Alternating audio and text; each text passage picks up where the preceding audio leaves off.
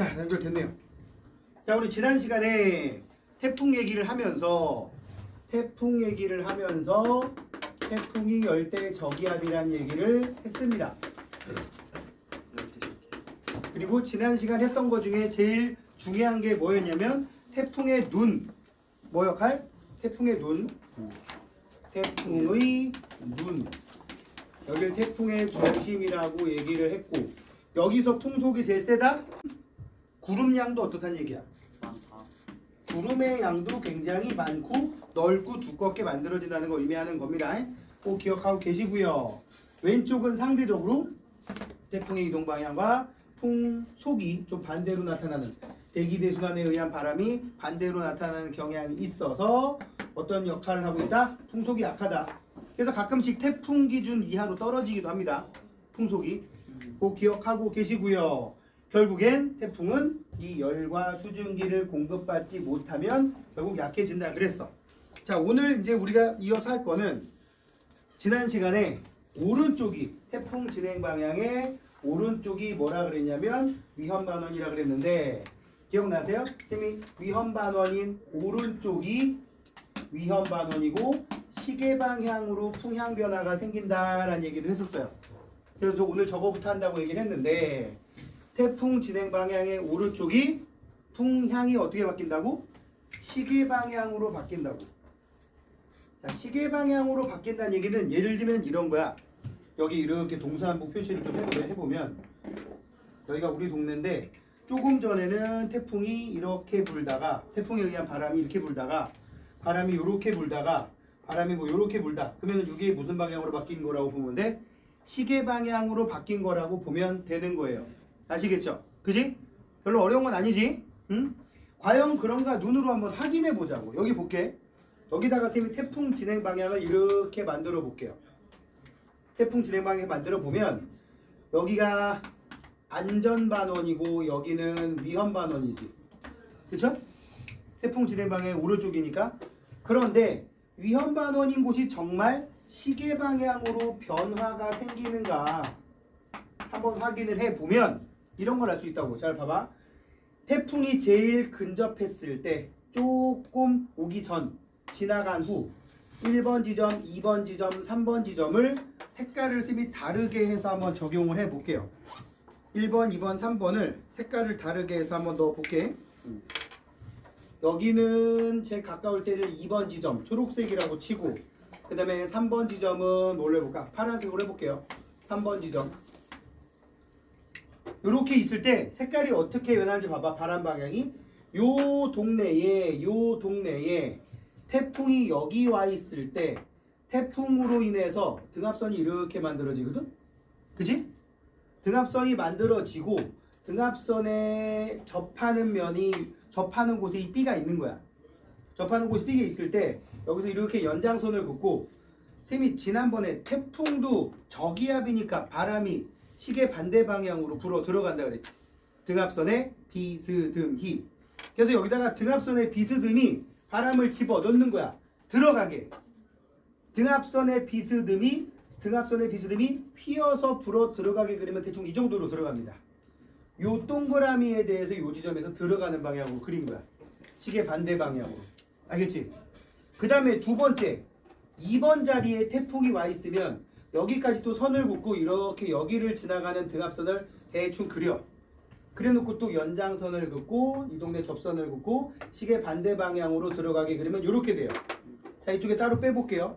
이런 바람이었던 녀석이 뭘로 바뀌었어? 이거보다 더 바뀌었었네. 한 이 정도 바람이었던 녀석이 뭘로 바뀌었어? 한 요 정도 바람으로 바뀌었어. 그죠? 그러다가 이제 여기에 가게 되면 어떻게 돼요? 또 여기 거놓고 등압선을 이렇게 그린 다음에 연장선 긋고 그리면 바람이 이렇게 들어간다고. 여기다 그리면 또 이렇게 들어가는 걸로 그려져요. 이 B라는 동네를 기준으로 바람 방향이 어떻게 바뀌었어? 시계 방향으로 바뀐다는 걸 알 수가 있다고. 알겠지? 그래서 어느 지역에 풍향 변화가 이렇게 시계 방향으로 변화가 생기게 된다면 이 동네가 위험반원이라는 걸 알 수가 있어요. 단 조심해야 될 게 있어. 여기다 또 극단적인 예를 들어줄게. 왼쪽 오른쪽 어디가 위험반원이라고? 오른쪽 위험반원이라 그랬지. 근데 이럴 수 있잖아. A는 안전번호인데 졸라 가까워. B는 위험번호인데 엄청 멀어. 이러면 자료 보고 해야 돼. 알겠지 무슨 말인지? 그러니까 이런 거잖아. 저기 이러면 하면 좀 너무 익산 삐지지 마. 어렸을 익산 삐지지 마. 니네 공부 잘하는 학교잖아. 그지? 익산에도 공부 못하는 학교 있지. 익산 비평준하지. 평준하냐? 역시 여기보다 낫다. 여기도 평준하지. 그렇죠. 저기 여기 경기도도 저 밑에 쪽에는 비평준화야. 그래서 무서운 동네 좀 있어. 내 말은 뭐냐면 되게 시골 강원도 아니 뭐 어차피 여기 없을 테니까 저 강원도 태백에 있는 꼴짝이 태백고등학교 전교 1등이랑 여기 뭐라고 할까? 상상고. 그래 상상고 전교 100등이랑 누가 공부 잘하냐 비교해봐야지. 그지? 내가 아는 상상고 학생은 공부 잘하는 애가 별로 없어가지고. 그러게 그 친구 올해 대학 갔나 모르겠네. 선생님 친구 아들이 상상고 다녔는데 작년인가 코로나 시절에 고1인가 그랬으니까 지금 아마 고3이거나 아마 수능을 받거나 둘 중에 하나일 것 같아. 맨날 선생님 친구가 그 얘기하더라고. 야 우리 아들 공부 좀 하게 좀 동기부여 좀 해줘봐. 고등학교 어딘데? 양 상상고래. 거기까지 뭐 하려고 왔어? 내가 지금 전주에 가 있으니까 그냥 데리고 다 내려왔지. 아빠가 회사 그쪽이에요. 그래가지고 그냥 그걸로 갔어요. 근데 고등학교 때 우리 학교 문과 전교 1등. 문과 전교 1등. 의 아들이 얘기하는 거지. 내가 말한 친구는 우리 학교 문과 전교 1등. 지금 시원이? 제 광명고 나왔거든. 그래가지고 그때 문과 전교 1등이 내가 지금 전주에서 직장을 다녀. 국민 땡땡 관리공단이라고 있어. 자 아무튼 문과 전교 1등 그냥 공무원 하고 있더라고. 자 그런데 이제 태풍의 경로 사실은 요 그린 거 화살표가 이렇게 나오면 안 되고 화살표가 약간 오른쪽으로 이게 돼야 돼요. 선생님 그림을 아무 생각 없이 끌어왔더니 이게 휘어진 걸 바꿔놨더라고. 이렇게 돼야 정상이고요. 여기도 이렇게 돼야 정상입니다. 북반구에서는 이 바람의 휘는 방향이 화살표 진행하는 방향의 오른쪽으로 휘어야 정상이에요. 아무튼 이건 방향만 따지는 거니까 무역풍대에서 여기는 무역풍이라고 얘기하는데 전반적으로 이런 바람이 불어. 근데 태풍에 의해서 바람이 어떻게 분다고? 태풍이 진행하는데 바람이 이렇게 불어 들어가고 이렇게 불어 들어간단 말이지. 여기도 이렇게 불어 들어가고 여기 이렇게 불어 들어간단 말이야. 그지? 어디가 그나마 바람 방향이 좀 합쳐지는 경향 보인다? 오른쪽. 그지? 치사하게 여기 이러지 말자. 오른쪽 왼쪽 이렇게 얘기하자. 그 다음에 이 위쪽도 마찬가지야. 태풍이 진행하고 있는데 태풍에 의한 등압선 바람 이렇게 붑니다. 그죠? 그나마 오른쪽이 풍속이 훨씬 합쳐집니다. 그래서 늘 오른쪽이 위험 방향이라는 거 알 수가 있다고. 그 다음에 여기 한 개만 더. 그 다음에 이제 태풍의 진로에 영향을 주는 요인이 또 한 가지 있어. 얘야 얘. 태평양 기단은 우리나라 주변에서 저 동남쪽에 있는 고온 다습한 거대 고기압입니다. 무슨 고기압? 거대 고기압이라고. 거대 고기압이기 때문에 얘한테 태풍이 못 깨겨. 북태평양 고기압은 우리나라 주변에서 길면 석 달 이상 영향을 주는 강력한 고기압이야. 태풍은 길어봐야 한 일주일 좀 넘게 수명을 갖고 있는 일시적인 저기압이야. 좀 세기는 세지만 그래 봤자야. 아무리 강력한 태풍이라도 북태평양 고기압 속으로 들어가면 소멸돼. 그러니까 태풍이 일로 안 가. 일로 가면 자살행위야. 그래서 태풍이 어떻게 가느냐? 항상 이 바깥쪽으로 삥 돌아갑니다. 자, 우리나라에 이 기압이 영향을 줄 때가 장마철 이후 한여름이거든. 응? 장마철도 얘가 영향을 주긴 하지만 그때는 얘가 이겨버린단 말이야. 한여름 더 뒤질 것 같을 때 막 열대야 난리 나고 할 때 얘란 말이지. 태풍이 발생하면 항상 삥 돌아가요. 근데 이제 봐. 우리나라 기상청이 맨날 하는 짓거리야. 태풍이 분명히 이쪽으로 일본으로 돌아간다 그랬어. 응? 예를 들자. 면서 그럼 태풍의 경로가 일로 갈 줄 알았던 게 이렇게 가요. 그럼 우리나라 뭐가 되는 거야? 오른쪽에 들어가지. 태풍 경로에 흔히 말하는 지읒 되는 거야. 그지? 응? 그러니까 이 세력에 따라서 왼쪽으로 더 밀릴지 이쪽으로 갈지 별일 없으면 일로 갑니다. 왜요? 생각해봐. 여기 바다랑 여기 바다랑 어디가 열과 수증 게 많겠니? 좀 더 남쪽에. 또 여기 수심도 얼마 깊지도 않아서 열 용량 자체가 별로 안 돼요. 응? 여기는 열 용량이 크지. 수심이 깊잖아. 여기 일본 해부 장난 아니잖아. 수심이 막 4,000m, 5,000m 일도 아니야 이 동네는. 자 주로 일로 간다고. 얘가 세력이 세면 더 밀리고 세력이 약하면 오른쪽으로 밀리고. 알겠죠? 그렇게 태풍이 유지가 됩니다. 여기까지가 우리나라에서 나타나는 악기상 중에 태풍에 대한 거였고요. 이제 그 이외의 악기상들을 한번 얘기 좀 해볼게요. 그 이외. 이때 글자가 좀 잘리긴 했는데 또 책에 있으니까. 우리나라의 주요 악기상, 안 좋은 기상이란 뜻이고 뇌우가 나옵니다. 자, 그래서 선생님 봐봐. 제목 넘기는 제목. 뇌우 얘기했고요. 국지성 호우 얘기했고요. 흑설 얘기했고요. 우박까지 쌤이 얘기를 했는데 얘기만 하고 휙휙 넘어가려고 그러고 있지. 자, 이 네 개 다시 한번 써볼게요. 뇌우, 국지성 호우, 그 다음에 뭐지? 흑설, 그 다음에 우박. 여기까지가 똑같은 내용으로 다 설명이 됩니다. 잘 봐봐. 대기 불안정, 강한 상승 기류,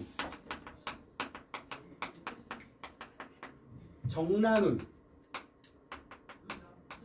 그 다음에 강수량이 많다.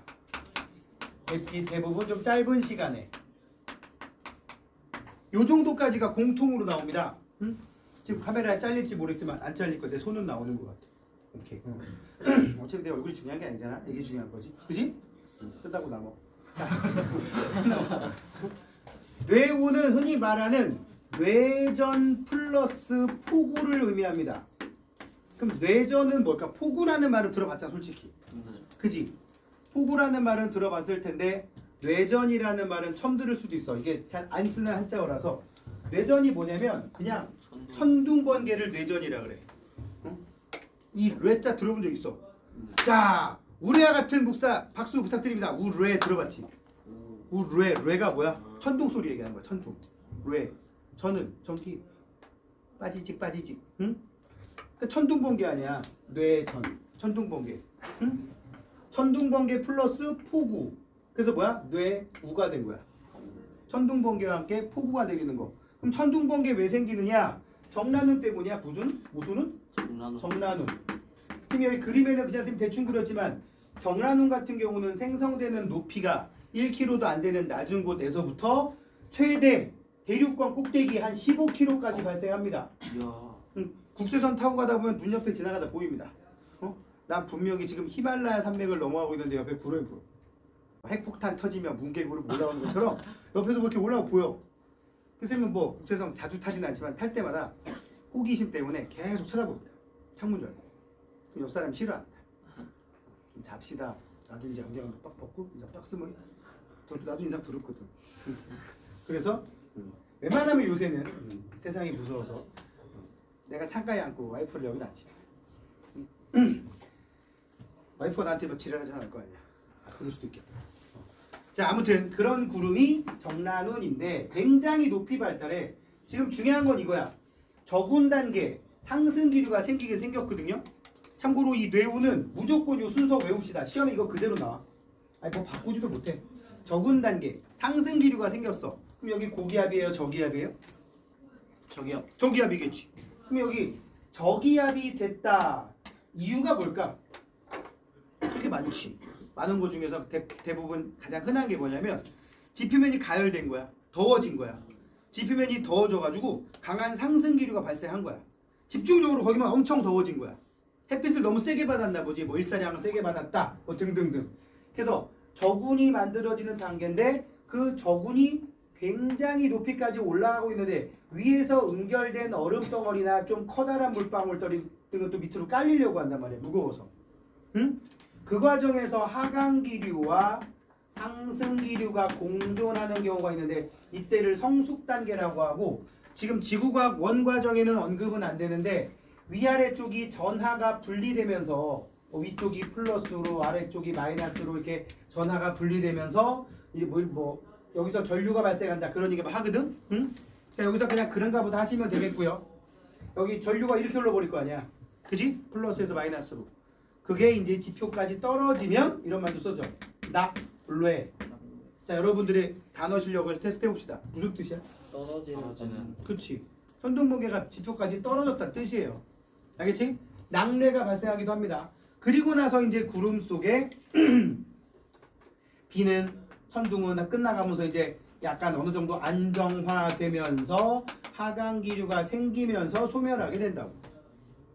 이게 뭐 약한 비는 내릴 수는 있겠지만 볼게요. 여기처럼 천둥번개와 함께 소나기 내리는 경우는 없습니다. 그래서 순서 그대로 알아두세요. 적은 단계, 그러다가 이게 점점 성숙해지는 단계, 나중에는 소멸 단계, 구름도 점점 얇아지다가 맑아집니다. 알겠죠? 강한 상승 기류, 아까 지금 썼지 여기. 강한 상승 기류, 정난운. 근데 이제 천둥번개 들어가면 뇌우라고 얘기하는 거고 여기까지 같이 나오죠? 순서 그대로 나와 있습니다. 성숙 단계가 제일 무서운 단계라는 거 기억하시고요. 국지성 호우도 거의 비슷한 효과야. 여기는 이제 뭐야? 비에 대한 얘기만 하고 있는 거예요. 짧은 시간에 좁은 지역에서 많은 양의 비가 내리는 현상. 지형이나 그러니까 예를 들어서 아까 말했듯이 그 지역을 좁은 지역이라고 할 때 국지적이다 또는 부분적이다, 좁은 지역이다라고 하거든. 국지적이 무슨 뜻이에요? 지역적으로 국한된 그런 지역이란 뜻이야. 국한이라는 게 한정적인 좁은 지역. 그런 지역에 가열이 일어난 거지. 아까도 말했지만 다 숲인데 여기만 맨 땅이 많이 드러나 있어. 그럼 햇빛을 막 세게 받으면 숲속은 그나마 나무 그늘에 의해 좀 가려지는데 노출된 곳은 가열돼가지고 그 지역만 상승기로 생겨서 소나기가 내릴 수도 있어요. 여름에 계곡에 내리는 소나기가 대부분 그런 소나기야. 되게 좁아. 여기는 오는데 여기는 안 올 수도 있어. 응? 그리고 금방 끝나고. 근데 그 잠깐 온 비 때문에 계곡물이 불어버리면 이제 뭐야? 이제 줄 타고 건너오면 난리를 쳐야 되죠. 여름에 심심치 않게 뉴스에 나오죠. 응. 계곡에 고립됐다 이런 말 나오잖아. 그럴 땐 그냥 어디 나무에다가 봄 묶어놓고 어떻게 숲하면 돼. 응. 자 이런 것들이고 또 전선의 영향으로 국지성 호우가 생길 수도 있대. 우리가 공부했던 전선 중에서 대답해봐. 소나기를 유발할 수 있는 그런 전선이 뭐가 있죠? 한랭전선. 그렇죠. 한랭전선이 있습니다. 한랭전선의 뒷면에서 역시 정난운이 발생할 때 여기 봐 계속 정난운. 강한 상승 기류건 뭐가 정난운. 그래서 한 곳에 정체되면 뭐 그렇게 오래는 아니지만 그게 뭘 유발할 수도 있다. 뭘 유발할 수 있다? 응? 이렇게 국지성 호우를 유발할 수도 있다. 일반적으로 국지성 호우 그러면 시간당 한 30mm 이상인 경우를 대체로 언급을 합니다. 시간당 30mm면 여러분들 샤워기 수준 정도 될 거야. 우와. 근데 집집마다 샤워기 수압이 다르기 때문에 그냥 평범한 샤워기 수압이 좀 세다 싶으면 50mm, 시간당 50mm. 근데 니네 작년인가 재작년인가 기억나요? 서울 신대방동에서 장마 끝나고 몰라 한 서너 시간 안 내리긴 했는데 시간당 140mm짜리 비가 내렸습니다. 이거 뭘 것 같아? 시간당 100mm가 어느 정도냐면 내가 내 기억에 시간당 100mm가 그 사우나 가서 사우나에서 땀 쫙 빼고 문 앞에 나오면 이렇게 줄 쫙 당기면 위에서 쏟아지는 소나기가 더 있거든? 몰라 여탕은 내가 안 가봐서 몰라. 가본 지 오래돼서 한 45년 전에 가본 것 같아. 기억이 전혀 안 나. 그때는 워낙 시설이 안 좋아서. 이렇게 땡기면 위에서 찬물 쫙 쏟아지잖아. 그게 시간당 100mm 수준일걸? 근데 140mm면 어떨 것 같아? 그냥 뭐 워터파크에서 그러니까 워터파크에 그거 괜찮다 그거. 가끔씩 그 어린이들 노는 워터파크 어린이들 전용 구역에 가면 그 이상한 입다시만한 무슨 나무통 물 차 태워있다가 무게중심 쏠리면 확 쏟아지는 있지. 그 수준은 되지 않을까 싶어요. 보통 우리나라의 하수도 시설이 도로가의 하수도가 시간당 100mm 정도까지가 물이 빠져나가는 것까지는 감당이 된대. 근데 이건 설계상 그런 거고 문제는 거기에 아저씨들이 담배꽁초 졸라 쳐놓고 이래가지고 실제로는 이거의 효과의 한 3분의 2 수준밖에 안 된답니다. 응? 근데 문제는 시간당 140mm 내리면 감당이 안 돼요. 물이 비 오는 속도가 빠지는 속도보다 한 3배 빠른 거야. 그러니까 어떻게 돼? 차 올라오는 거지. 사실은 안양, 광명, 시흥 이런 동네 서울 금천구 이런 쪽이 옛날에는 상습 침수구역이었어. 시흥시는 그렇다고 치고 내가 말한 안양, 광명, 금천구 딱 공통점이 뭐야? 안양천 옆에 있잖아. 그지? 안양천 맨날 넘쳤단 말이야. 지금은 넘쳐. 지금도 넘치냐? 지금 몇 년 전에도 한번 그 수문 열어놨다고 그래가지고 난리 났었지. 죽은 사람도 있지 않아? 있어. 반지하사 한 사람들 2분인가 3분 돌아가셨다고. 예를 들면 광명에 철산동이라는 동네가 있어요. 알지? 거기에 좀 오래된 아파트가 있어. 철산교 딱 건너가면 금천구 가산 디지털 단지고 건너오면 광명 철산동인데 거기에 지금 철산 한신 아파트라고 25층짜리 아파트가 있어. 거기가 나 중학교 때까지 판자촌이었거든. 안양천 뚝방 바로 뒤에 그냥 단층짜리 나무 판때기로 맞춰놓은 집들이 있었던 거야. 거긴 여름만 되면 수해를 입어. 왜냐? 안양천 뚝방보다 낮았거든 거기가. 지금도 낮아. 지금이야 뭐 관리가 다 돼 있지만. 그러니까 여름 때 무슨 일이 있었냐면 쌤이 중학교도 광명중나. 중학교 때 학교 여름방학 때 보충 수업하러 학교 가면 복도에 스티로폼 깔고 막 동네 주민들이 누워 있어. 그러니까 체육관 이런 거 없을 시절이니까 제일 만만한 게 학교들이란 거야. 그래서 그거 알아요? 국공립 학교들이 대부분 좀 언덕 위에 있어요. 수해를 입을 수가 없어. 거기까지 수해를 입으면 이건 지구 멸망이야. 그 정도로. 그러니까는 그런 데다 짓고 거기다가 사람들 막 수용하는 거라고. 자, 아무튼 이런 게 국지성 호우고요. 아직도 이런 경우 생깁니다. 주로 어디서 많이 생기냐? 강남에서. 강남에서 엄청 생깁니다. 내가 알기로도 코로나 시국에도 강남에서 이거 내린 거 때문에 무슨 삼성역 현인 그래가지고 내가 현자 막 유명하지. 차 본네트 위에 올라가가지고 그냥 비 맞고 있는 사람 다 카메라에 잡히잖아. 그리고 코로나 전에 한 3, 4년 전에는 대치역 모래 잠김. 대치역 옆에 음마 아파트 상가 다 잠김. 왜냐면 여기 가본 사람 알겠지만 여기 평촌에서도 대치동 은근히 다른 사람 좀 있지. 가보면 알겠지만 대치역을 중심으로 사거리가 있는데 사거리 4개 중에 한 면 빼고 다 대치역 쪽으로 내리막이야. 저기 하겨울쪽 가는 쪽만 조금 아니 거기도 내리막이다 솔직히. 4면이 다 내리막이야. 응?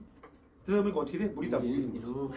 그래서 그때 그 음마아파트 상가 지하 1층, 지하 2층이 전부 다 그 기생충에 나오는 그 걔네 집 있지. 물에 잠겨서 나중에 그렇게 돼버렸어. 그래서 지금은 거기다가 이렇게 물 저장 시설을 해놨다고 하더라고. 어딘지 나도 모르지만. 자, 시간당 30mm 정도 넘는 게 가장 흔한 국지성 호우다 알고 계시고, 폭설은 이거를 눈으로만 바꾸면 되죠. 근데 이제 제일 많이 나오는 게 이거지.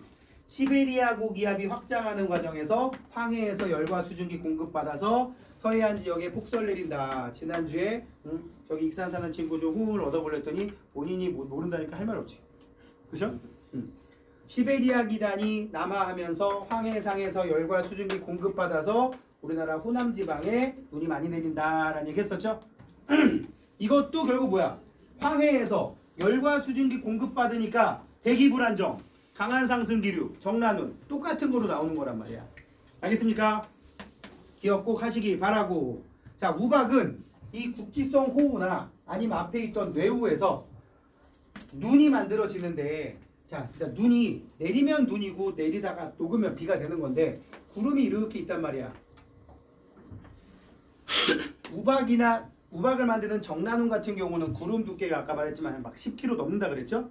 그래서 구름의 아래가 0도씨 정도 되고요. 저 꼭대기 막 영하 40도 정도 됩니다. 여기는 물방울들이 있고 여기는 미친 물방울들과 생각해봐. 이 온도의 물방울이면 그게 정상이야? 그지? 그리고 여기는 이제 미친 얼음들이 있습니다. 자, 공식적으로 미친 얼음, 미친 물방울 쓰면 안 됩니다.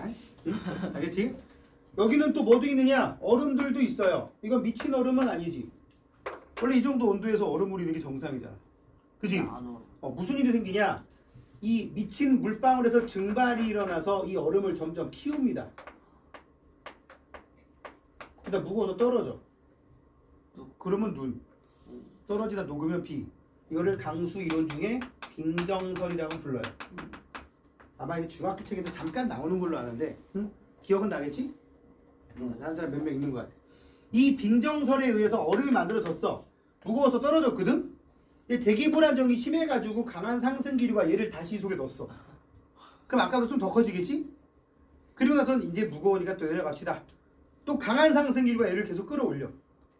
떨어지고 올라가고 그러다가 얼음이 점점 성장하다가 나중에 깨알만해지고 깨알보다 더 커지고 막 비비탄만해지고 응? 이래 버리면 우박이 되는 거예요. 떨어지다가 다시 올라갔다 이게 반복되는 거야. 강한 상승기류 때문에. 저기 우리 책에는 없지만 이 강한 상승기류 구름을 몇 번이고 오르내리면서 뭐 내용이 어렵진 않죠? 이렇게 크다는 게 아니라 이건 지금 실제로 콩알만한 거 확대하는 거야. 왜 그러냐면 그 속에 결이 보이잖아. 이게 오르락 내리락 한 횟수를 의미한다고 보면 됩니다. 그렇다고 정확한 건 아니고 뭐 결 한 2개 있는 것보다 한 5개 있는 게 오르락 내리락을 많이 했겠구나. 이 정도 생각하시면 된다고.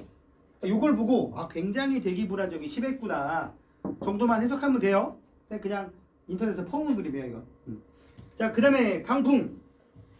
육상에서 발생하는 뭐 바다에서 강풍 발생해봐야 우리는 뭐 사는 곳이 바닷가가 아니기 때문에 별 의미가 없잖아요, 그죠? 그래서 풍속 14m/s 이상. 여기 그냥 읽어만 봐. 저거 기준 막 바뀌어. 문제에서 시킨 대로 하면 돼요. 그냥 우리는 요거 보고 강한 온대저기압이 다가온다면 그럴 수가 있겠지. 항상 풍속은 등압선 간격으로 보는 겁니다. 뭘로 본다고요? 등압선 간격으로 보시는 겁니다. 그리고 겨울철, 주로 우리나라는 겨울철 시베리아 고기압이 통과할 때 이 등압선 간격이 역시 되게 촘촘하다.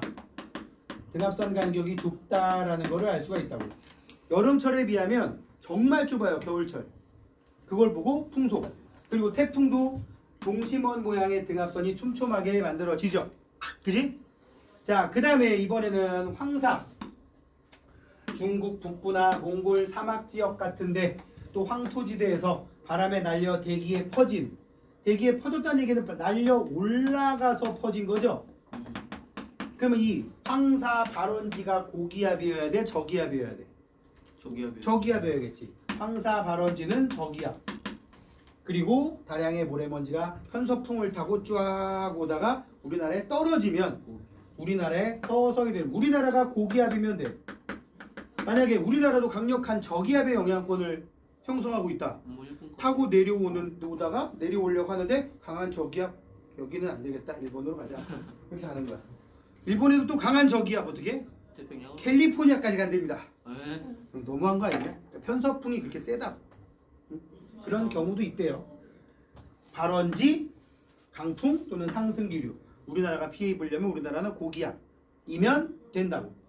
여기 나와 있는 이 황사의 발원지로 유명한 데가 저기 고비 사막, 그 다음에 뭐 타클라마칸 사막, 그 다음에 저 위쪽에 뭐 몽골에 또 무슨 사막 이런 게 있는데, 여기가 이제 황하 상류, 응? 여기 이제 몽골하고 국경선 사이에 있는데, 여기는 저기 티벳 있는 쪽입니다.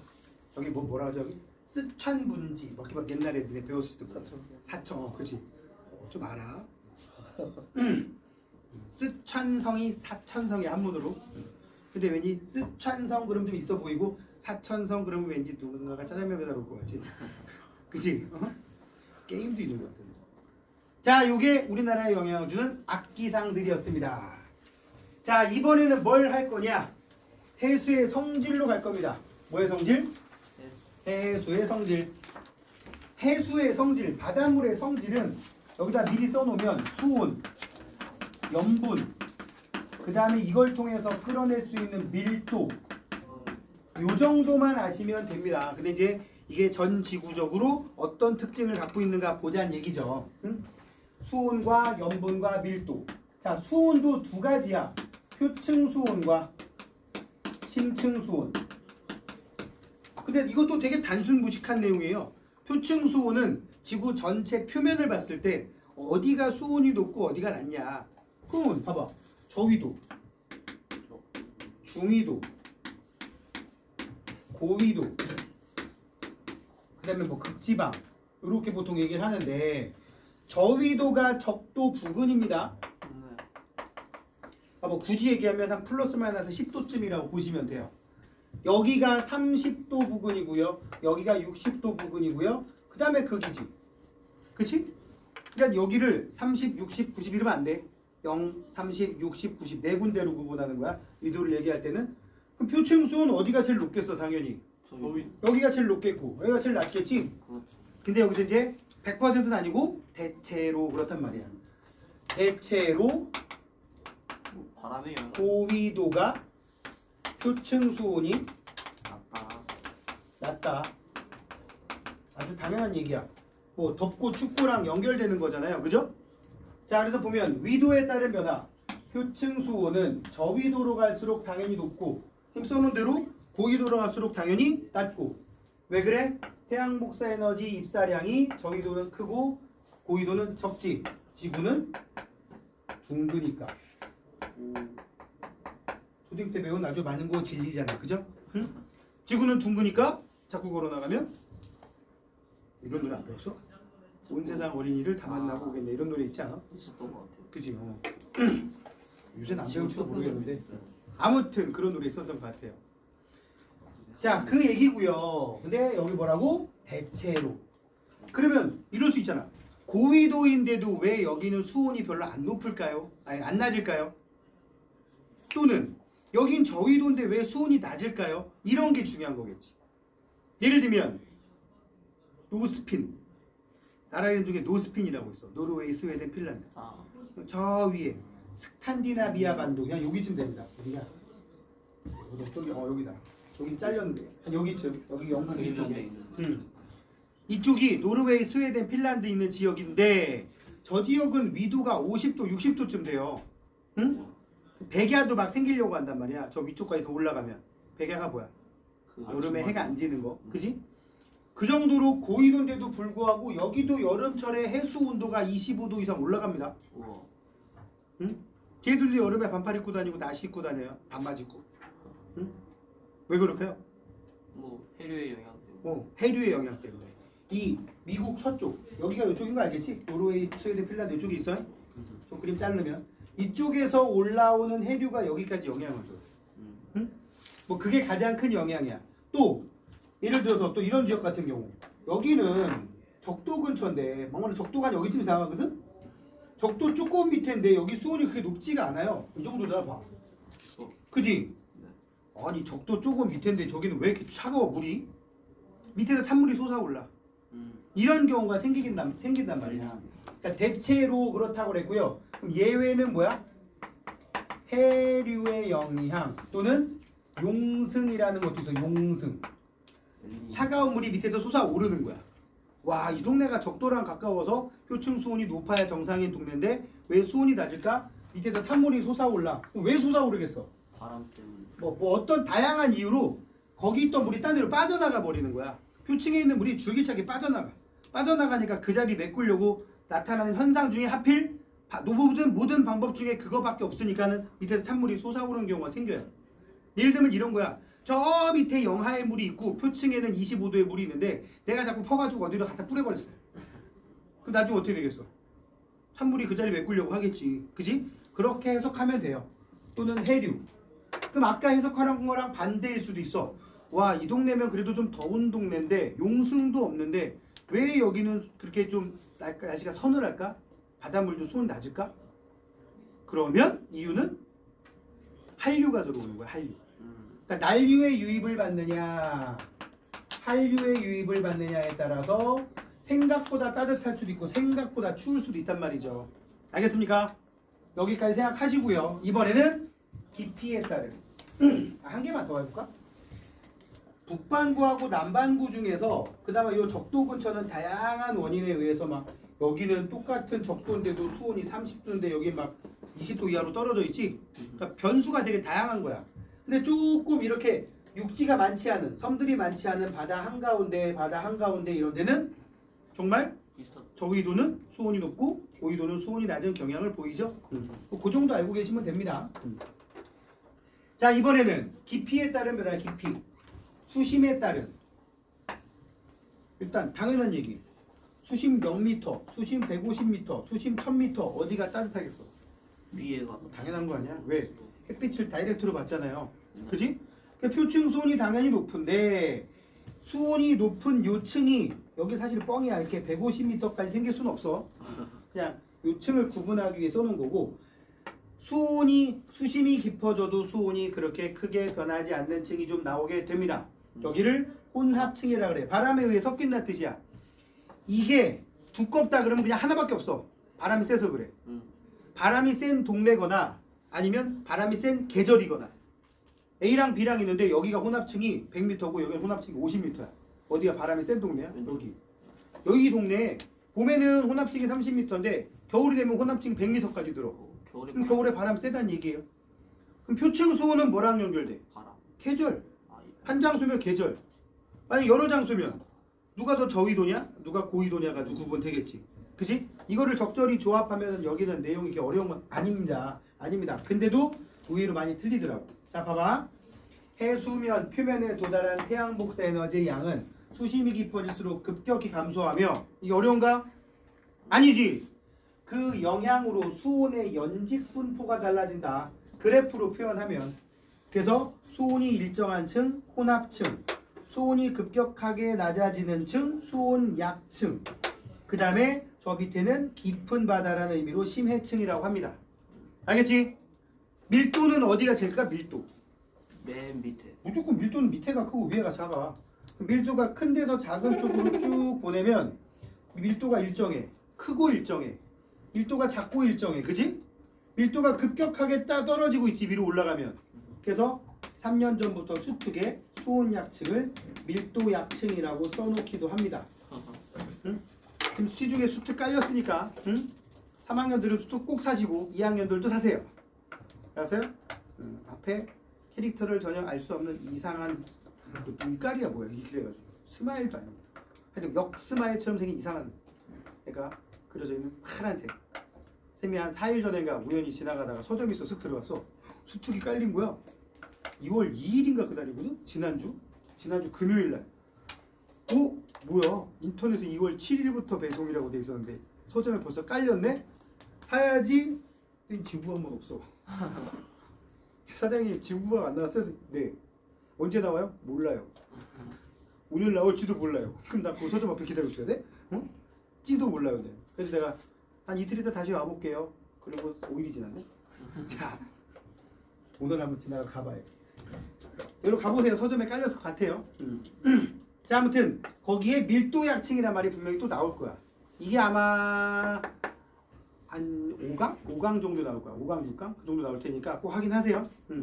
밀도 약층이라는 말이 3년 전 그러니까 코로나 시절이 딱 터지면서 밀도 약층이 수특에 등장했는데 그 전에 없었거든.